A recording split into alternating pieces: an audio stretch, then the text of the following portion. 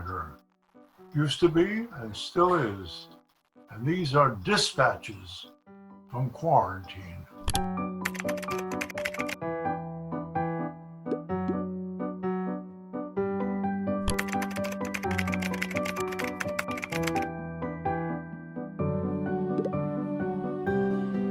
My parents loved comedy. They took me to the movie, my brother and I, to the movies every Sunday. They looked for things like the Marx Brothers, the Ritz Brothers, and we look for that.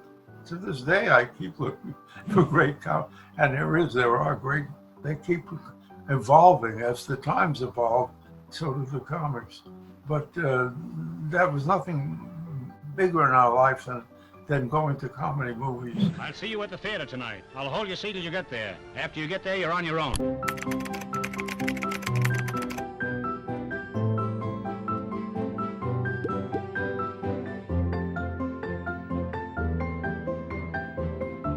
My brother's the one who decided that I was humorous. There was a free acting class downtown in the New York Daily News. There's free acting classes at 100 Center Street. And I went down there, and I was wondering why, until lately, as a matter of fact, my brother saw in me a humor. And I credited him with the fact that I became an actor because I became in show business. And I remember what it was the other day. When I was a kid, I used to watch radio, and there was a guy who considered himself the most stubborn man on earth. And this is a routine he did, and which I copied, and they remembered it. I almost didn't. He says, I'm the most stubborn person on earth. I had a toothache. I took myself to the dentist. I said to the dentist, I got a toothache. Take me out the tooth. He said, which tooth is hurting you? I wouldn't answer him. I told him, my brother toothache, you got the education, open up my mouth, look around there, see what's going on. He yanked me out a tooth. He said, that's the tooth. I said, no. He yanked me out another tooth. He said, that's the tooth. I said, no. He took me out all the tooths from the mouth, but I'm stubborn. I did tell him which was the tooth. Most stubborn man in the world. That was the first, and I think that's why my brother decided I might have humor in me.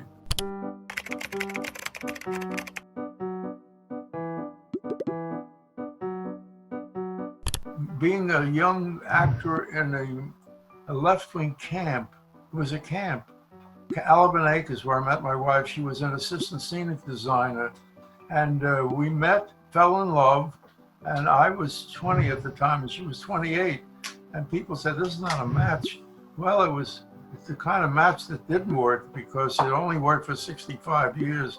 And if she didn't pass on, we'd still be working on it. And the thing is that we did something that, the only thing that really matters in life is your progeny, people who come after you, the people you send out to the world. They're either toxic or non-toxic. And Estelle and I raised 3 children, and she was around to see how good they were. But through the years, since she's left, these 3 kids have become icons. I'll have what she's having.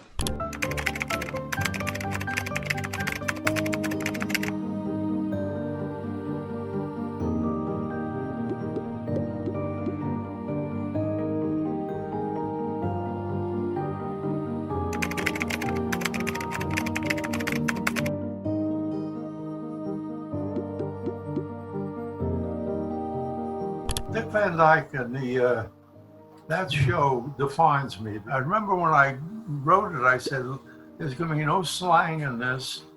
Any writers who work with me, there'll be no slang, no politics of the day. It's a man and a woman, which everybody who has a relationship, they go through certain things, and it doesn't change that much. To this day, if you watch it, and people are continuing to watch it. As a matter of fact, they colorized a few of them. How does it look? It defines me. It's, the first 3 years I was its story editor, its head writer. That's my best work.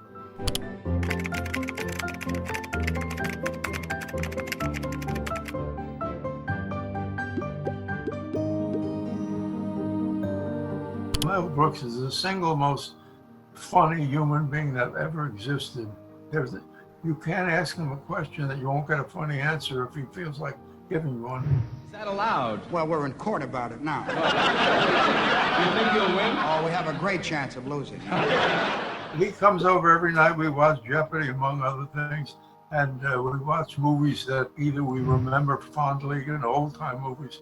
But Mel Brooks, I remember meeting him for the first time when I came to the show of shows to be Sid Caesar's, a straight man. This guy was a friend of Sid's. He didn't work for the show. Sid used to hand him some money for jokes he would get.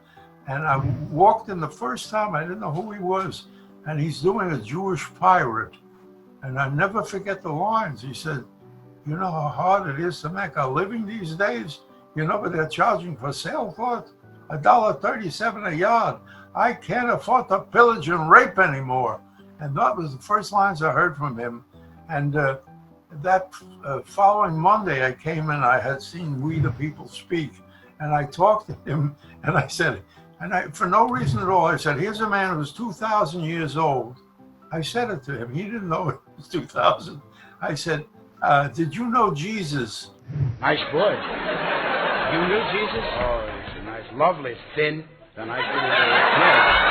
I mean, is he as Wore sandals. He wore sandals. Wore sandals. Very much as he's pictured today in the motion pictures that we see of him. Well, they made a travesty of it.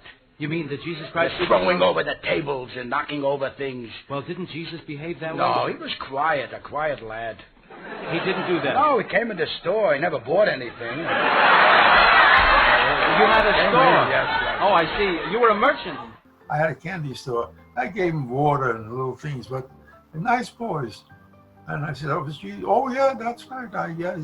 He became famous later. Anyway, that was the beginning of Mel Brooks, and I made him 2,000-year-old, and not knowing that he's going to remain 2,000.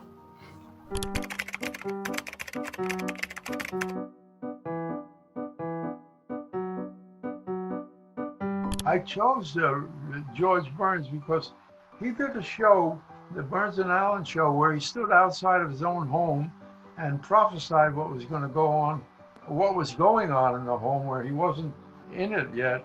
And I said, "That sounds like the voice of God." But I'm not worried about mixing with those people. I sparkle with any group because I'm quite a conversationalist. I can talk intelligently on any subject, like vaudeville, singing, dancing, acting, Broadway shows, vaudeville, singing, dancing, anything. And so it was a perfect piece of casting. Jesus was my son. Buddha was my son. Muhammad, Moses, you, the man who said there was no room in the inn was my son. And so is the one who charges $11 for steak in this one. Let's mush on. I never forget the last day of shooting. I went into his dressing room and I thanked George. I said, "George, that was a wonderful performance, and I'll never forget it." I said, "I'm sick." I was 60 at the time. I'm 60 years old. He was like 83. I said, "What do I have to look forward sexually when I'm your age?" And this is what he said to me: "You ever try to put an oyster in a slot machine?" That was his line. I'm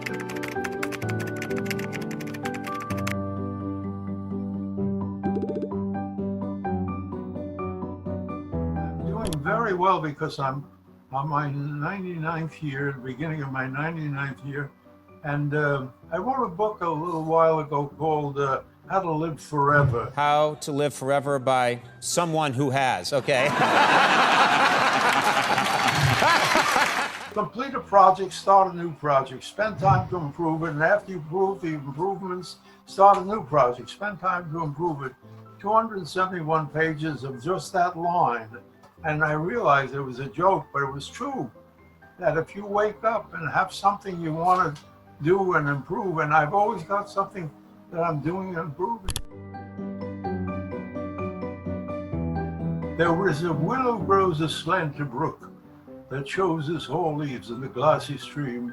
There with fantastic garlands did she come, of crowflowers, nettles, daisies, long purples, that liberal shepherds give a grosser name, but our cold May do deadsman fingers call them. There were a coronet clambering to hang, an envious sliver broke, when down her weedy trophies and Estelle fell into the weeping brook, her clothes spread wide and mermaid-like, whilst they bore her up, at which time she chanted snatches of old tunes, like one incapable of her own distress, until that her garments, heavy with their drink, pulled the poor wretch from a melodious lay to muddy death.